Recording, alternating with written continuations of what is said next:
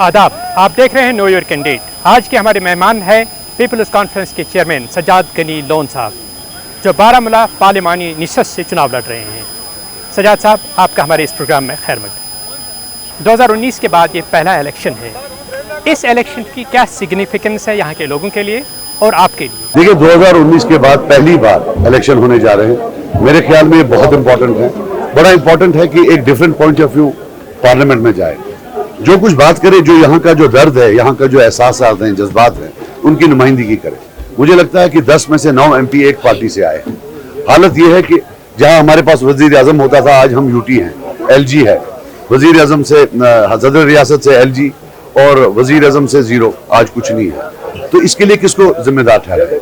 हम तो नए लोग हैं। जो पार्टियां पिछले 70 साल से जिन्होंने हुकूमतें की हैं, वही अगर आज भी दिल्ली जाकर यहाँ का व्यू पॉइंट दें तो क्या फायदा? इस चुनाव में आप किन इश्यूज को लेके लोगों के पास वोट मांगने जा रहे हैं? Development and dignity. डेवलपमेंट का मतलब जो नॉर्मल आपका इकोनॉमिक डेवलपमेंट है, वो तो खैर डिटेल में हम बात करेंगे। डिग्निटी का मतलब ये है, हम चाहते हैं कि जम्मू कश्मीर के जो बच्चे हैं, बिलखुसूस कश्मीर के, उनके लिए हम कोई स्पेशल नहीं मांगते हैं, लेकिन we want them to be governed by the same set of laws as in the rest of the country. हमें लगता है कि इनके खिलाफ एक इकोसिस्टम ऐसा बनाया गया है, पुलिस वेरिफिकेशन सिस्टम्स हैं, बाकी चीजें हैं, जो इनकी जो दौड़ है जिंदगी में, इनकी जो देयर इकोनॉमिक जर्नी, उसको बड़ी इंपीड करती है, इनकी सोशल लाइफ को इंपीड करती है। We want them to live in peace. Stone pelters और एक्स मिलिटेंट्स जो एक बहुत बड़ी जमात है और उसके साथ उनकी फैमिलीज है, ये लाखों लोग बनते हैं, तो इनकी वेरिफिकेशन का एक बहुत बड़ा मसला यहाँ पे है। तो उस बारे में आपका क्या मौक़िफ़ है? सारा मुद्दा ही हमने उठाया। अगर आप देखेंगे, हमारा सारा मुद्दा यही है कि ये जो पुलिस वेरिफिकेशन सिस्टम है, आखिरकार अगर किसी ने, एक आदमी ने गलती की है, आप कितनी देर उसको रखेंगे? क्या उम्र भर उसको इस लिस्ट में रखेंगे? और दूसरी ये बात जो है कि आप बंदे को करते हैं इन्वेस्टिगेट या फैमिली को?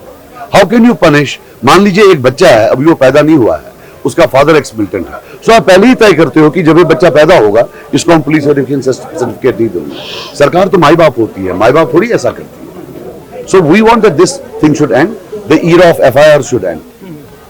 We need a new, if you want a new Kashmir, these old things have to be taken away. आप उम्र भर लोगों को इसमें नहीं रख सकते हैं कि एक गलती की, अब मैं मरते दम तक आपको पनिश करते रहूंगा। That can't. Peoples democratic party और नेशनल कॉन्फ्रेंस इस इलेक्शन में 370 को लेकर चुनाव लड़ रहे हैं।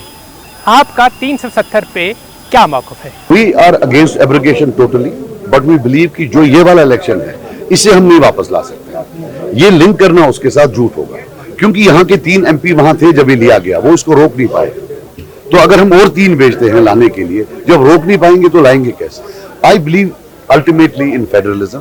मुझे लगता है एक दिन आएगा, अल्लाह करे, कि हिंदुस्तान की जो नई generation whenever it takes over federalism में, बिकॉज 370 क्या है? फेडरलिज्म ही है कि एक फेडरल इंडिया में हमें अपने हुकूक वापस मिले। प्राइम मिनिस्टर और होम मिनिस्टर ने श्रीनगर इलेक्शन पे एक स्टेटमेंट दिया है, जिसमें उन्होंने कहा है कि यहाँ का जो हाई वोटर टर्नआउट है, वो आर्टिकल 370 को हटाने की वजह से ही हुआ है। मुझे लगता है एवोल्यूशन है। I would not link it to 370। देखिए, उससे क्या होता है कि फिर लोग फिर अंदर बैठ जाते हैं। हमें इंसाइट नहीं करना चाहिए लोगों को। आप कश्मीरियों को अपने हाल पर रखिए, उनके बारे में बयान मत दे दीजिए। मेरा तो ये होगा। प्राइम मिनिस्टर नरेंद्र मोदी ने हाल ही में मंगलसूत्र का इशू उठाया और बहुत सारे कंट्रोवर्शियल इश्यूज जो है वो उन पे उसने स्टेटमेंट दिया है। उसके बारे में आपकी क्या राय है? I am a secular person, die hard Muslim, मेरी मुस्लिम आइडेंटिटी है, and anything against Muslim thought, I reject it and condemn it with all the power that I have, and I respect all the religions.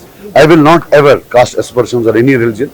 Neither would I want anybody to cast aspersions on my great religion. मेरा जो अल्हम्दुलिल्लाह जो हमारा मजहब है, कोई उस पर उंगली उठाए या गलत बात करे, हम उसको कंडेम करते हैं।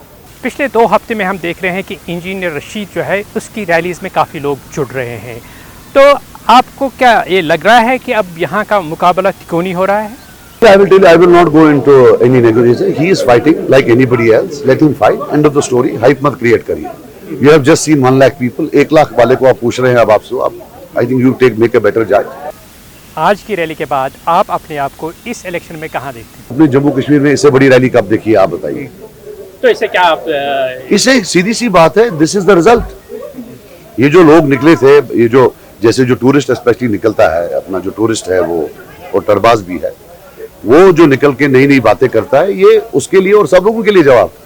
दीज वर पीपल, ये कश्मीरी लोग थे ये जितनी भी गालियां मुझे दे रहा है ये इनको दे रहा था, बिलिटरिंग द पीपल ऑफ कश्मीर। ये जो 7 बजे सवेरे निकले और 3 बजे तक इंतजार कर रहे थे, ये कश्मीरी बोलने वाले हैं, कश्मीरी रहन सहन इनका है, इनका तशक्कुस कश्मीरी है, ठीक है ना। ये जो बोलते ना मैं बचाने आया हूं, ये है असली का तशक्कुस। और इनको गालियां देता है वो 24 घंटे। जब मेरी पार्टी को गाली देता है, मुझे बिलिटल करता है, he is abusing them. So I wanted to show them that there is a sea of people.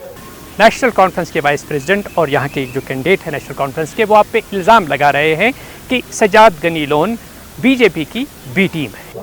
पहले भी बोलो कि भाई वो जो बीजेपी वाला, आरएसएस वाला, फॉरेन मिनिस्टर जो बीजेपी वाला, वो उमर अब्दुल्ला, बोलिए ना।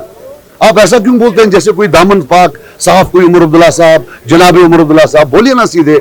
जब कोई मुसलमान लीडर बीजेपी को हाथ नहीं लगाता था, तब बाप बेटा वहां गया। इसलिए नहीं कि उनको यहां मेंबरों की जरूरत थी, इसलिए कि they wanted to be a part of them. उनको दिल की तड़प थी कि हम कब जाकर आरएसएस वालों के साथ बैठे। बोलिए, why are you always accusing me? उनको मर्जी आती है बोलते हैं अलबर्क वाला है, मर्जी आती है बोलते हैं बीजेपी वाला है। आपने अपना भी मजाक बना के रखा। Have you ever asked them कि कभी बोलते हो अलबर्क, कभी बोलते हो बीजेपी? श्रीनगर में वोटर टर्नआउट जो है काफ़ी बढ़ गया इस इलेक्शन में, तो आपको क्या लग रहा है कि नॉर्थ में किस किस्म का वोटर टर्नआउट होगा? हाईएस्ट रहेगा, बिकॉज अभी तक नॉर्थ ने हमेशा लो टर्नआउट की वजह से जीता है। इंशाल्लाह जब टर्नआउट प्रॉपर हाई होगा, सारी पार्टियां लड़ेंगी, तो इंशाल्लाह इनकलाब आएगा। डिलिमिटेशन में बारामूला कॉन्स्टिट्यूंसी में बडगाम के कुछ हिस्से जोड़ दिए गए। इस इलेक्शन पे इसका क्या असर पड़ेगा आपकी नज़र में? हमने जीतना है, आप मत बनाओ एनालिसिस। We have one. आप अपने आप को खुश मत करो, don't convince yourself. It's a one way game. आप क्यों अपने आप को कन्विंस कर रहे हो? वो नहीं जीतेगा टूरिस्ट।